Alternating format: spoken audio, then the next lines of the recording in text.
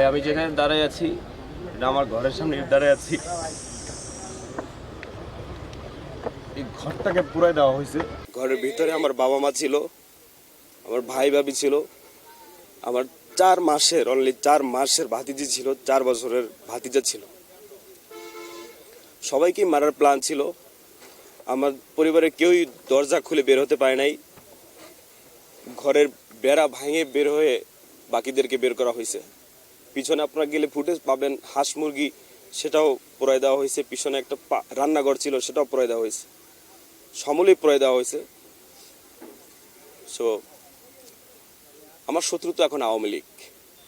আমি তো আওয়ামী লীগের বিরুদ্ধে কথা বলেছি। আমি তো ফ্রন্টে থেকে যুদ্ধ করেছি। আমি তো 32-এ বুলডোজারের উপরে দাঁড়িয়ে স্লোগান দিছি। এই সরকারকে আমি দোষারোপ করব এবং সেই সাথে বিচারও চাইব এবং সেই সাথে এই সরকারের সাথেও আমি